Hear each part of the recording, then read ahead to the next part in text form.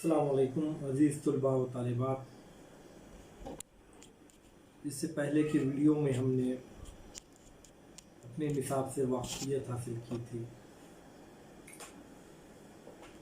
निसाब में हमारा जो निसाब है वो उर्दू नस्ल पर मुश्तमिल है। इस निसाब में हमने अदब की जो क़दीम तरीन असनाफ़ हैं, नस्वी असनाफ़, उनको शामिल किया है।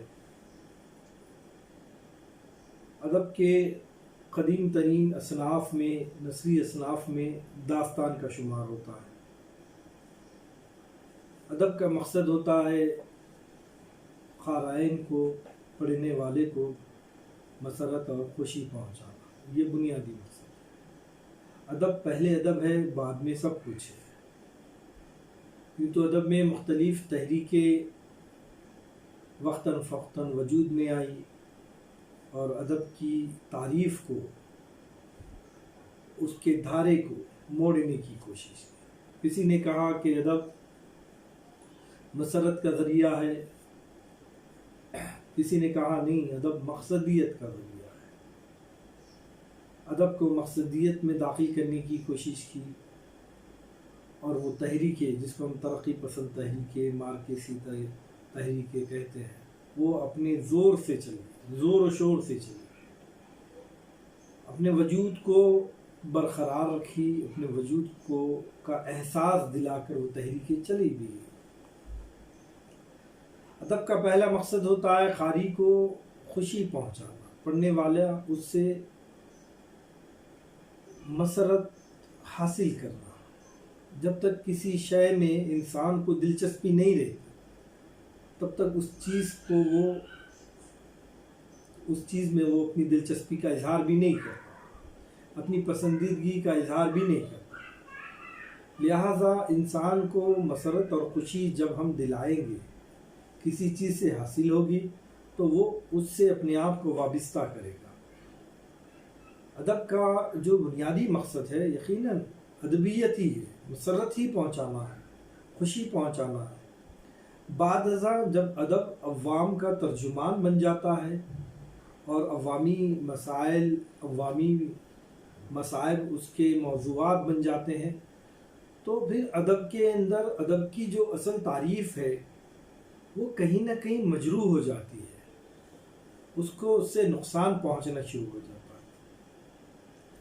बहरकैफ हमारा मौजू अदब की मुख्तलिफ़ तहरीकात नहीं है इस वक्त, बल्कि हमारा इस वक्त का अहम मौजू है नस्री अदब की वो सबसे क़दीम तरीन सिन्फ़ जिसे हम दास्तान कहते हैं।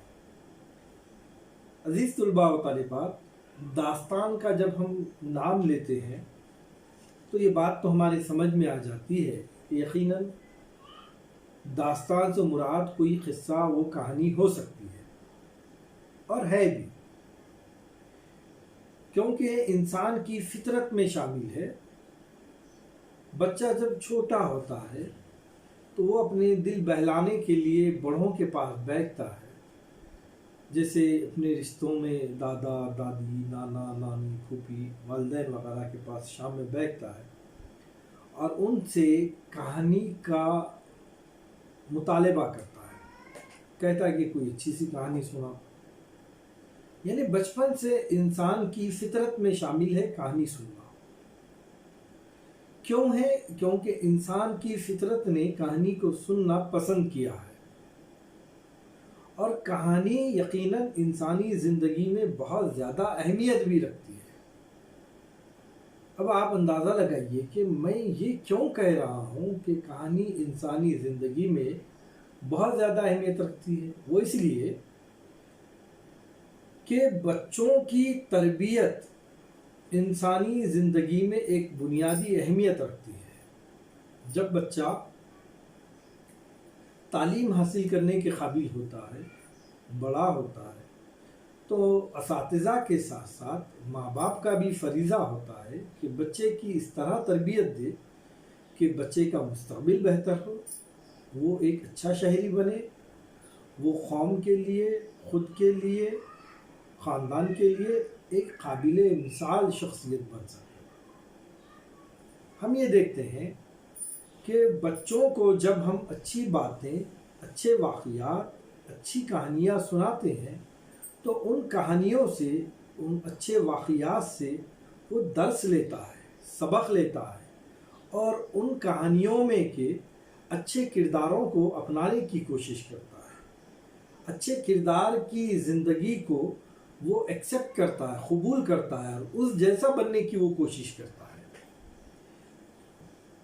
یقیناً بچوں کی تربیت میں کہانیاں، داستانیں بہت زیادہ اہمیت رکھتی ہیں،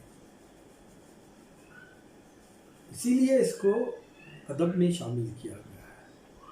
کیونکہ ادب کی ایک تعریف اور بھی ہے، وہ تعریف یہ ہے کہ اچھائی کی طرف بلانا ادب کہلاتا ہے، اچھائی کی دعوت دینا بھی ادب کہلاتا ہے۔ اب اگر ہم کچھ ایسے مثالی کہانیاں جو بچوں کو پیش کرتے ہیں، جس کے سننے سے بچہ اچھی عادتوں کو اپناتا ہے، تو یقیناً وہ ادب کا مقصد ہی ہے۔ داستانیں ادب کا ایک لافانی حصہ ہے، کبھی فنا نہیں ہونے والا حصہ۔ اگر داستان کو ادب سے ہٹا دیا جائے تو پھر ادب ادھورا رہ جاتا ہے، کیونکہ نہ صرف بچے ادب کے قائل رہتے ہیں، کیونکہ نہ صرف بچے ہی کہانیاں سننا پسند کرتے ہیں، بلکہ بڑوں کی بھی فطرت میں کہانیوں کو سننا بہت شامل رہتا ہے۔ اس کی مثال ہم دے سکتے ہیں، جیسے آج کے زمانے میں ہم پکچر دیکھتے ہیں، اگر وہ پکچر کی، وہ فلم کی کہانی دلچسپ ہو تو آدمی پھر اس کو بار بار بھی دیکھتا ہے۔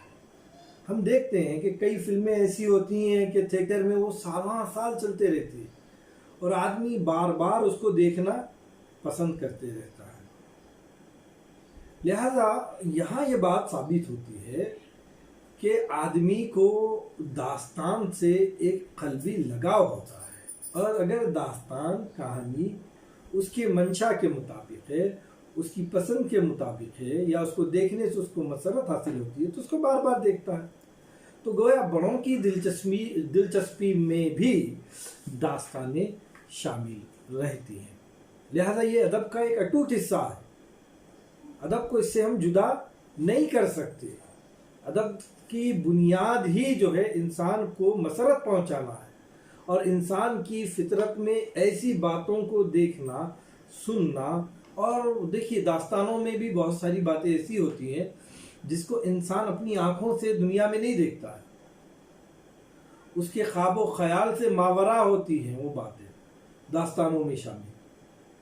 اب وہ باتیں جو اس کا صرف دماغ سوچا تھا، داستانوں میں جب پڑھتا ہے، کسی جن کو دیکھتا ہے، ہوا میں اڑ کے جاتا رہتا ہے نا، کوہ خاف کے پریوں کو دیکھتا ہے، اب وہ اس کی سوچ، اس کی فکر کی تکمیل کرتے رہتے ہیں، اس کو اس سے مسرت حاصل ہوتی ہے۔ لہذا انسان کی فطرت میں یہ بنیادی طور پر بات ہے کہ داستانیں، کہانیاں سننا شامل ہے، اور اس کو جس چیز سے مسرت حاصل ہوتی ہے اس کو بارہا دیکھا کرتا ہے۔ اور داستان اردو ادب کا ایک لافانی جز ہے۔ اب داستان کسے کہتے ہیں؟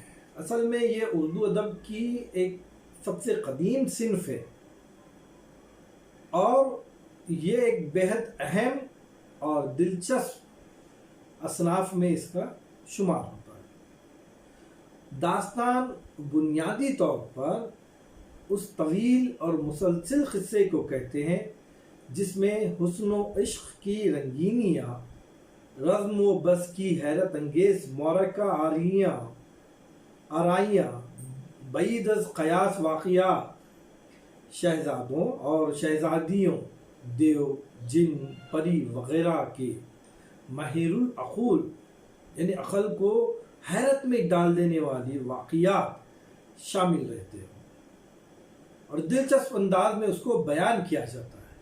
ان کے بیان میں زبان و بیان کی حلاوت، وہ اثر آفرینی کا بھی خاص خیال رکھا جاتا ہے، جس سے غیر معمولی اور ناقابل تسخیر فضا پیدا ہو جاتی ہے۔ اور جو محرومیوں کے دور میں ذہنی تیوش اور قلبی سکون کا سامان فراہم کرے وہ داستان کہلاتی ہے۔ یہ تو بڑی طویل ترین اس کی تعریف ہے۔ اب اس کو ہم مختصر اگر کرتے ہیں، کہتے ہیں نا وہ سمندر کو کوزے میں قید کر لینا، اگر اس کو ہم اس طرح کرنا چاہتے ہیں تو ہم یہ کہہ سکتے ہیں داستان ادب کی ایک بےحد اہم صنف ہے جس میں قصہ در قصہ شامل ہوتا ہے۔ بس ختم ہو گئی داستان کی تعریف۔ داستانوں میں اصل میں ہوتا یہ ہے کہ ایک قصے کے بعد دوسرا قصہ شامل کیا جاتا ہے، یا ہم داستان کو اس طرح کہہ سکتے ہیں کہ طویل ترین قصے اور کہانی کو داستان کہا جاتا ہے۔ طوالت تو واو الف لام تھی، طوالت یعنی طویل، بہت لمبا سلسلہ، یہ داستان کا بنیادی جز ہے۔ اگر کسی کہانی میں طوالت نہ ہو تو یقیناً وہ داستان نہیں کہلاتی۔ ایک بہت ہی قدیم مثال ہے کہ لکھنؤ میں ایک نواب صاحب رہا کرتے تھے، انہیں داستانیں سننے کا بہت زیادہ شوق تھا، اور اس زمانے میں داستان گو بھی رہا کرتے تھے۔ بھئی زمانہ تو آج بدل چکا ہے، ٹیکنالوجی بہت ترقی کر چکی ہے، تھیٹر، پکچرز، ایسی نئی چیزیں جو ہیں ایجاد ہو چکی ہیں، انسان جا کے بھی دل بہلا سکتا ہے، گھر میں بیٹھ کر بھی دل بہلا سکتا ہے۔ لیکن اس دور میں یہ سب چیزیں چونکہ ایجاد نہیں ہوئی تھی تو لوگ اپنے دل کو بہلانے کے لیے الگ الگ ذرائع پیدا کر لیتے تھے۔ نواب صاحب کو داستان سننے کا شوق تھا، تو داستان سننے کے لیے وہ ایک داستان گو کو رکھ لیے تھے، داستان کہنے والے کو رکھ لیے تھے۔ داستان کہنا بھی ایک بہت بڑا فن ہے، داستان کو پیش کرنا بھی ایک بہت بڑا فن ہے۔ ایسا نہیں آپ کسی کتاب کی طرح لے لیے اور اس کو سرسری انداز سے پڑھ لے تو پھر سننے والے کو اس میں دلچسپی نہیں آتی ہے۔ تو داستان کہنا ایک فن ہے۔ تو نواب صاحب نے ایک داستان گو کو رکھ لیا، رکھ لینے کے بعد وہ داستان گو نواب صاحب کو روزانہ ایک قصہ، ایک واقعہ داستان کا سنایا کرتا۔ سلسلہ چل رہا تھا ایک کہانی کا کہ اسی اثناء میں، اسی دوران جو ہے اس داستان گو کو کچھ ضروری مصروفیات کے سبب کی وجہ سے لکھنؤ سے باہر جانا تھا۔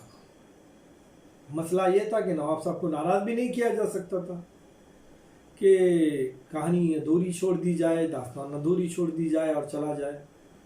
لہذا داستان گو نے اپنے شاگرد کو کہا کہ بھائی میں کچھ ضروری کام سے باہر جا رہا ہوں اور آنے میں کچھ وقفہ لگ جائے گا، 10 دن 15 دن، ہو سکتا ہے 1 مہینہ بھی لگ جائے، ہفتہ مہینہ۔ لہذا آپ جو ہے اس سلسلے کو منقطع نہ کرتے ہوئے آگے جاری رکھیے گا۔ ہم نواب صاحب کو فلاں داستان سنا رہے ہیں جس میں بادشاہ کے لڑکے یعنی شہزادے کی شادی کی تیاریاں شروع ہیں، گھر میں ایک قسم کا شور شرابہ ہے، خوشیاں ہیں، چیخ و پکار ہے، پورا محل سجایا گیا ہے، چہل پہل ہے، اس قسم کا منظر ہے، اور شہزادہ تیار ہو رہا ہے۔